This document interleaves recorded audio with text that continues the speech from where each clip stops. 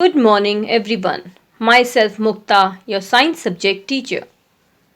I welcome you all for the next class. But before we proceed for the further class, let us revise all the main point of chapter what we have learned in our previous class. In our previous class, we have learned about plant parts and their function. Let's have a glance once again on the structure of different part of a plant and how each part of a plant are beneficial to our environment. Plant. Where do plant come from? Plant come from seed. Each seed contain tiny plant and waiting for the right condition to germinate or start to grow. What do seeds need so they start to grow? Seed are waited to germinate until three needs are met. First one is water, correct temperature and good location. During its early stage of growth, the seedling rely upon the food supply. Seed until large enough for its own leaf to being making food through photosynthesis. The seedling of the root push down to the soil to anchor the new plant and absorb water and mineral from the soil. And its stem with the new leaf push up towards light. The germination stage and when the shoot emerge from the soil but the plant is not done growing. It just started. Plant need water, warmth, nutrient from the soil and light to continue to grow. What do different plants do? Different plants do different job. The three main part of a plants are root, leaf and stem. Each plant has set of a job to do to keep plant healthy. Root. Root act like a straw which absorb water and mineral from the soil. They are not green in color but usually found inside the soil. Tiny root hair which stick out the root with the helping in absorption. Root help to absorb the plant in the soil so it does not fall over. The main function of the root are to absorb and transport the water and nutrient from the soil. Root are two type, taproot and fibrous root. Now first one, taproot. It consists of the main root which grow from the end of the stem. Many small root arises from the main root. The taproot are found in plant like people, tomato, radish, neem, carrot, etc. Fibrous root. Fibrous root is the opposite of taproot. It is formed by the branching root growing from the stem.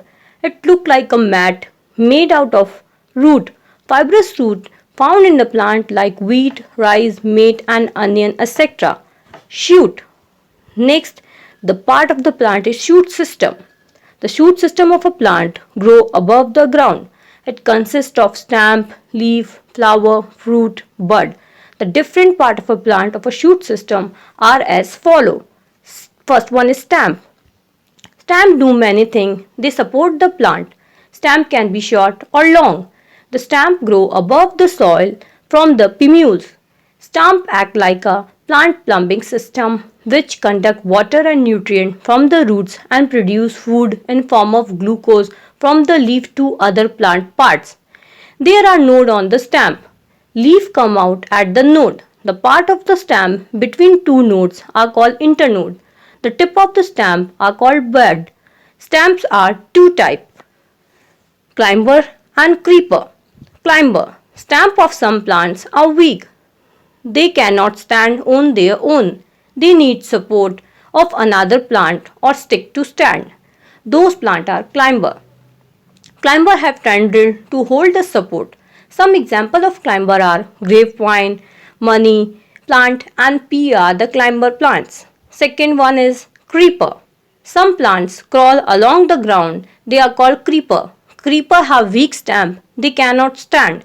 Creeper plants trail on the ground because fruit they which bear cannot carry them.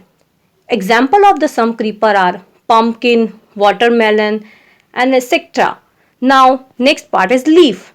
Leaf is the green part of a plant. Without leaf, a plant would not able to obtain enough food for survival. Mostly plant food is made in their leaf only. Some plants like radish, coriander, methi we eat as a vegetable because they store extra food in their leaf. Leaf of the plant contain green pigment called chlorophyll. Chlorophyll that give green color to them. Chlorophyll absorbs sunlight and energy of the sun they use to prepare the food. Leaf carry out the process of photosynthesis. Photosynthesis is the process in which plant use carbon dioxide and water in presence of sunlight and chlorophyll to prepare the food and release oxygen. Leaf are considered as food factory or kitchen of a plant. The food thus prepared by the leaf is stored in form of starch. To check the presence of starch in a leaf, let us see an activity. Activity that show the presence of a starch in a leaf which confirm the process of photosynthesis. To perform this activity, we require a green leaf, alcohol, burner, test tube, beaker, forceps, water and iodine solution. Now let us perform an activity. Take a leaf from a healthy plant and put it in a test tube containing alcohol. Then place the test tube with the leaf in a beaker filled with water. Keep the complete setup over the burner and let it boil till the all chlorophyll of the leaf is removed. The leaf color is slowly disappear. After using forceps, carefully take the leaf out and wash it in water. Put a few drops of iodine solution on leaf. What we will observe? We will observe that leaf turning blue-black color. This blue-black color indicate the presence of starch. The presence of starch confirm that the process of photosynthesis was carried out in the leaf. To ensure the adequate amount of fuel in photosynthesis must be going on process. Flower. Flower is the most attractive part of a plant. It connects to stem by the stalk, which may long or short. A flower is a typical color and shape. The flower is an important mean of reproduction which give rise to a plant.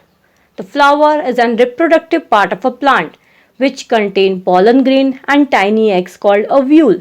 Now let us see the pollination in plant.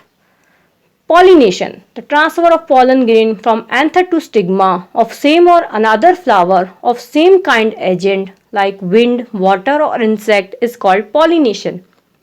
Example of pollination agent are bees, butterfly, moth, some flies, wasp, nectar feeding bat. Pollination is formed by fertilization. During the process of fertilization, the pollen grain is fused with ovule and the new flower or fruit is produced. Now fruits. Fruits is the most delicious part of a plant.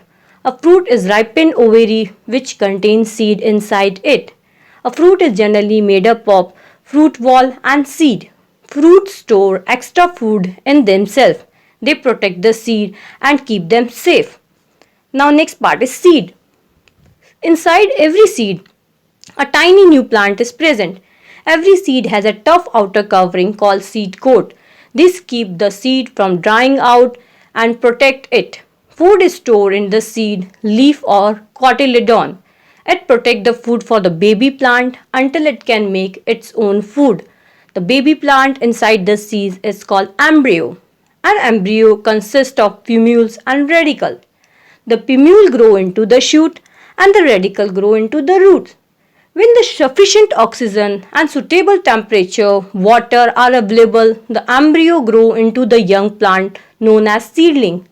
Seedling grow into mature, fully grown plant which after some time produce into flower and a fruit. The sequence keep repeating in every generation and is known as the life history of a plant. Next is let us see the interdependence of plant and animal. Plant and animal depend on each other in many ways. Plant can make their own food, so they are called producer. Animals depend directly or indirectly on plants for their food. Herbivorous eat plant and carnivorous eat herbivorous. Thus, a chain is called food chain exists in nature. Food chain is a chain of organism that show each organism in the chain depend on lower organism for its food and its need. For example, we can see in the diagram also. Plants are and animals help them maintain the balance of oxygen and carbon dioxide in environment by exchange of gas. Plant give out oxygen. This oxygen is needed by animal for breathing. Animal give out carbon dioxide which is needed by plants for photosynthesis. As we all know, all living organisms need food to survive. Food provide the essential nutrients. Food help us to grow and stay alive. It gives us energy to work and play. It make us strong and protect us from the disease. The food we eat can be divided into three main groups. First is energy giving food, second is body building food, and third one is protective food.